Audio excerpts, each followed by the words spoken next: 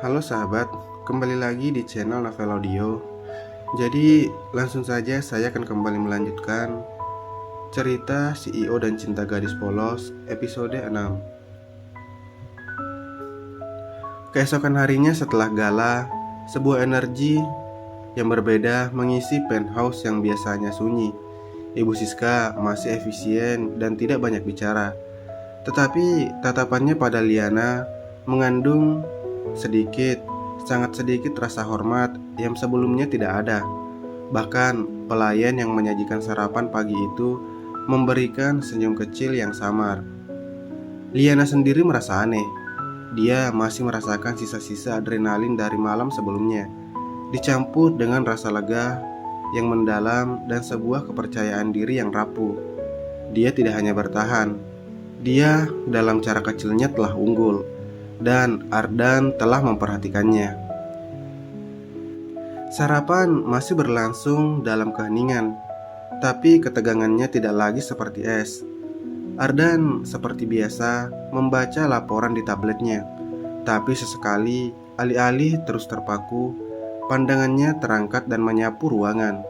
Kadang-kadang berhenti sebentar pada Liana sebelum kembali ke layarnya. Dia tidak membicarakan malam sebelumnya, tidak ada pujian langsung. Tapi tepat sebelum dia berdiri untuk pergi, dia meletakkan sebuah brosur di atas meja di sebelah piring Liana. Pameran seni kontemporer di National Gallery, ujarnya. Suaranya datar, seolah-olah sedang memberikan instruksi bisnis. Membuka minggu depan, kuratornya adalah teman dekat keluarga Wijaya. Kehadiran kita diharapkan. Liana mengambil brosur itu. Itu bukan sebuah permintaan, itu adalah sebuah pernyataan. Tapi caranya menyampaikannya itu berbeda. Dia memberikannya informasi sebelumnya. Dia memberikannya waktu untuk mempersiapkan diri. Oke, jawab Liana, mencoba untuk terdengar sama datarnya. Aku akan siap. Ardan mengangguk, lalu pergi meninggalkannya sendirian dengan brosur dan secangkir tehnya yang sudah dingin. Hari-hari berikutnya berjalan dengan ritme yang baru dan aneh. Ardan masih bekerja 18 jam sehari, tetapi dia mulai pulang untuk makan malam lebih sering, bahkan jika itu berarti membawa pekerjaannya ke meja makan. Percakapan mereka masih terbatas, tetapi topiknya mulai melebar melampaui sekedar instruksi acara. Dia mungkin bertanya, apakah Valentina sudah datang? Atau apakah Ibu Siska sudah mengatur jadwal pelajaran etiketmu dengan guru baru? Pertanyaannya masih berpusat pada perannya sebagai Nyonya Pratama, tetapi nada yang mendasarinya telah bergeser dari memerintah menjadi memantau.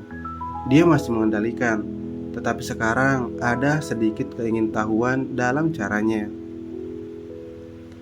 Liana yang merasa sedikit lebih berani mulai menjawab dengan lebih dari sekadar ya atau tidak.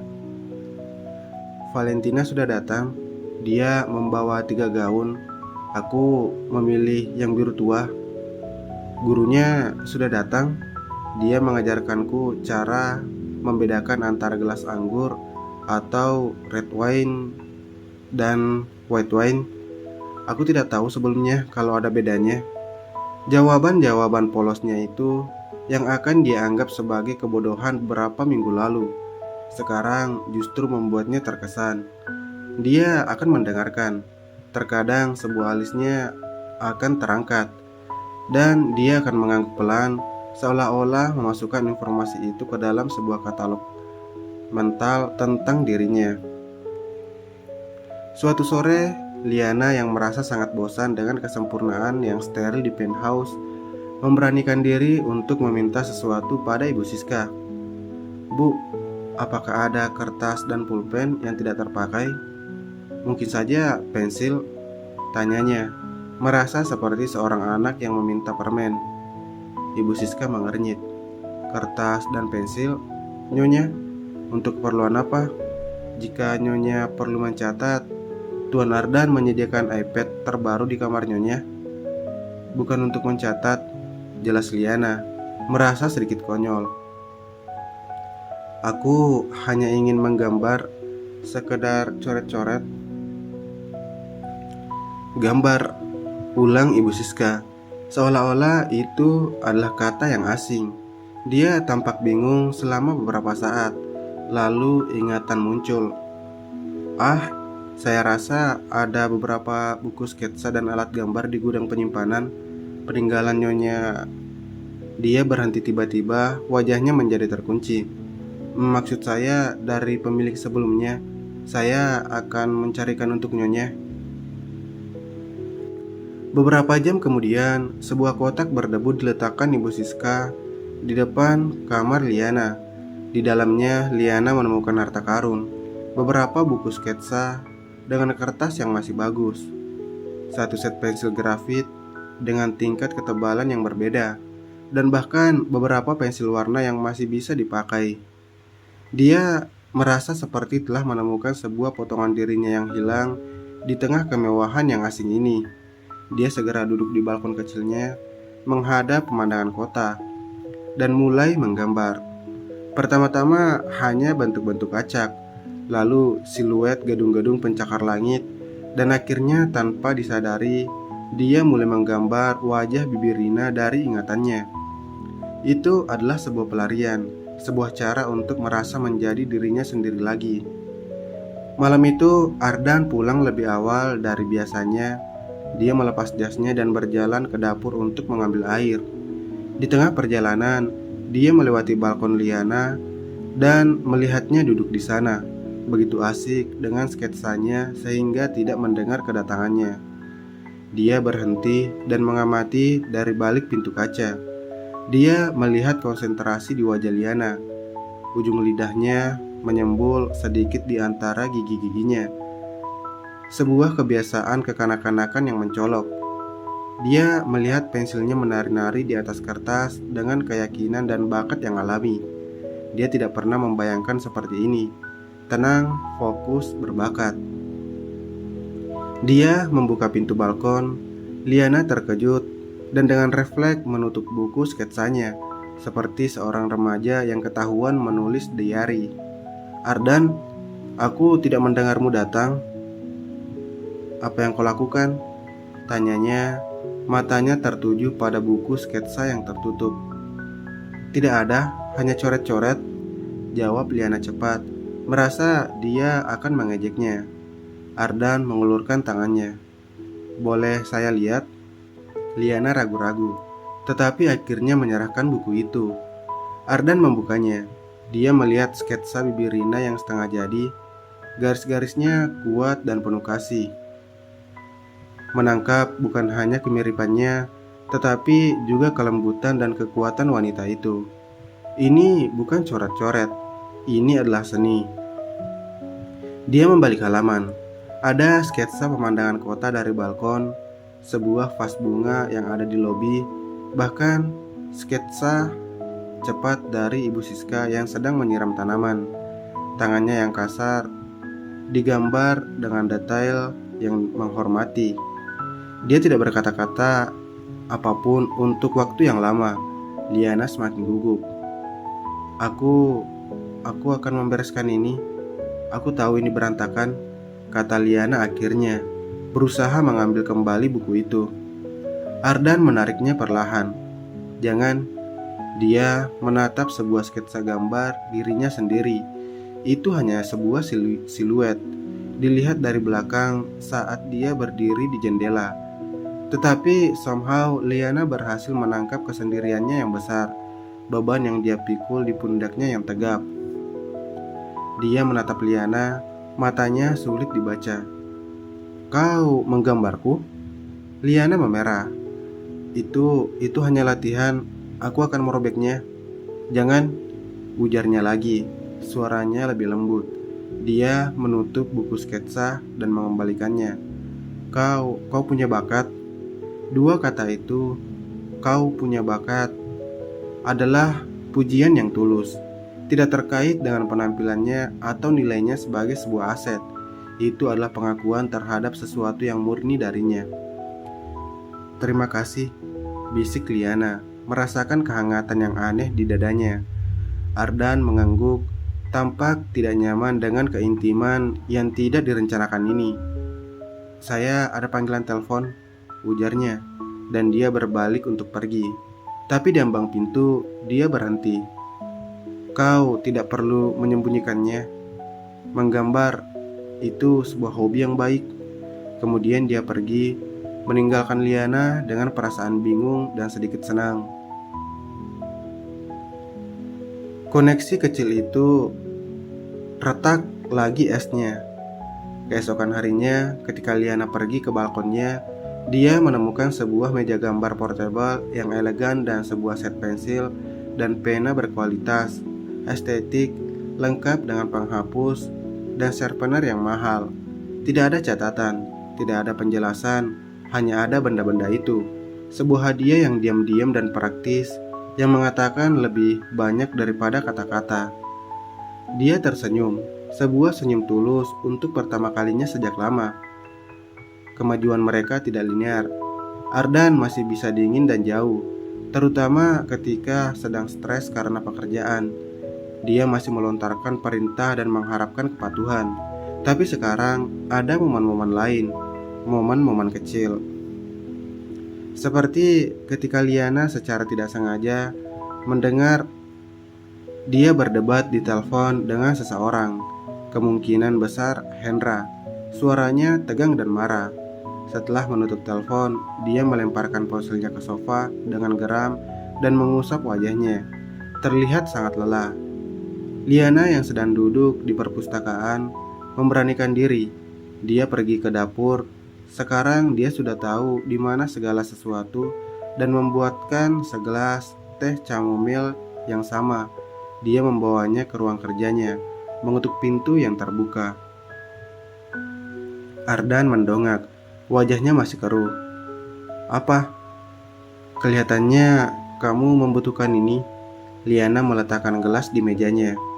Dia melihat teh itu, lalu melihat Liana. Kemarahannya sepertinya menguap, digantikan oleh kelelehan yang dalam. Terima kasih, ucapnya. Suaranya serak. Dia mengambil gelas itu dan menyesapnya. Mereka tidak pernah berhenti.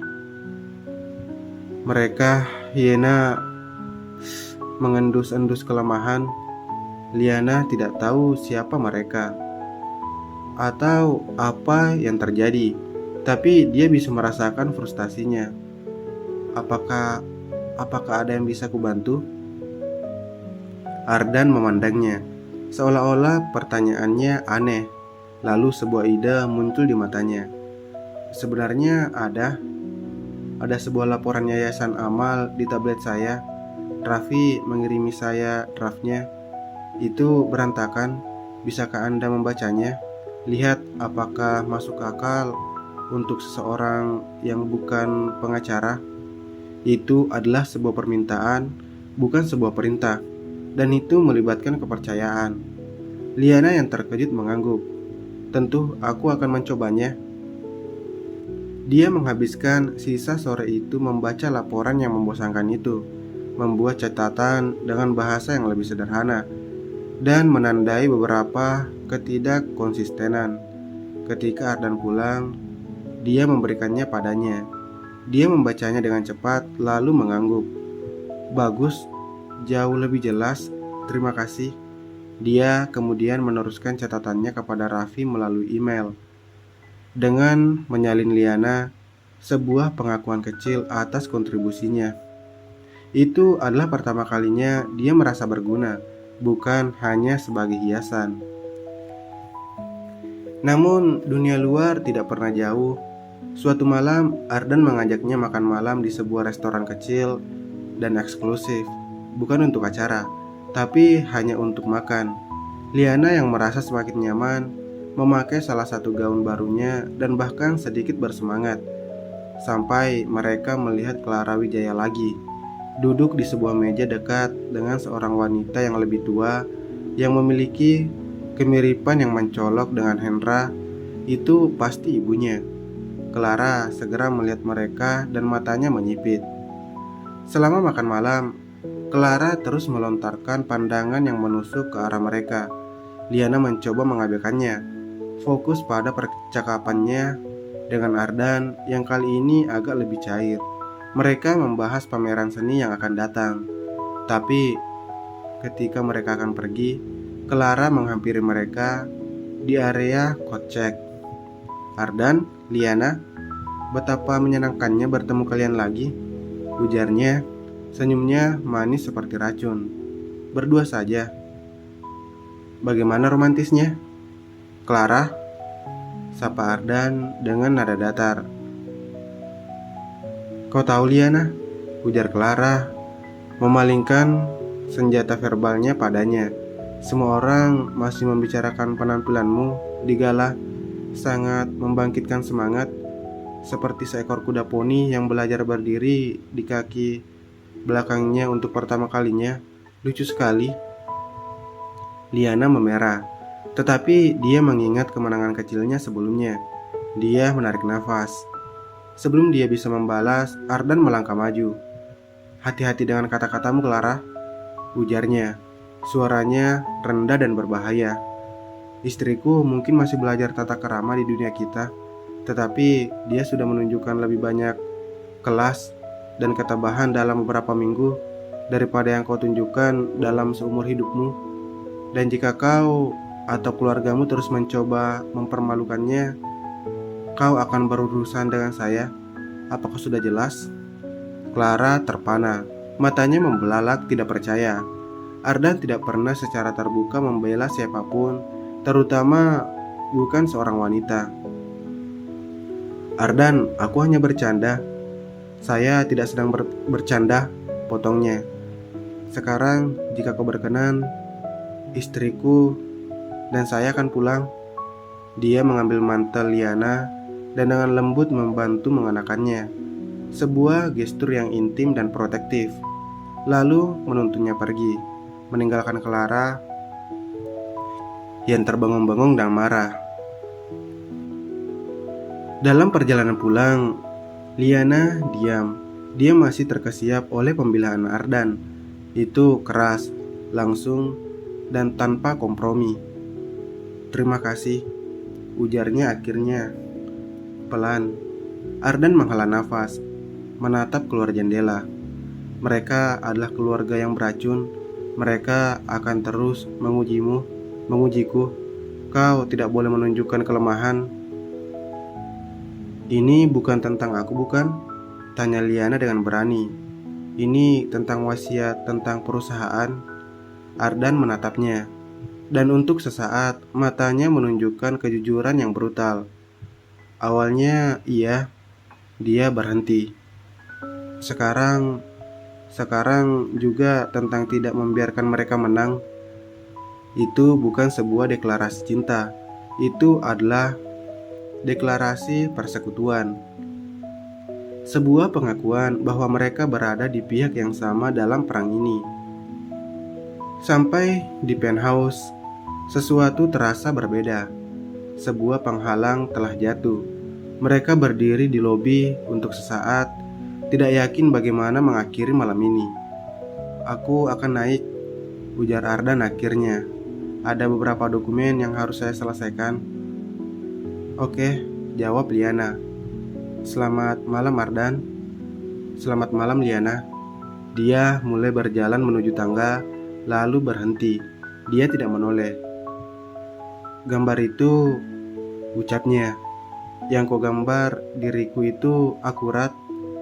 Liana terkesiap. Sebelum dia bisa menjawab, dia sudah naik tangga dan menghilang. Liana berdiri di sana, di tengah kemewahan yang masih terasa asing, tetapi tidak lagi sepenuhnya bermusuhan. Musuhnya bukan lagi pria di lantai atas. Musuhnya ada di luar, seperti Clara dan Hendra. Dan untuk pertama kalinya, dia dan Ardan hanya mungkin, mulai menjadi sekutu.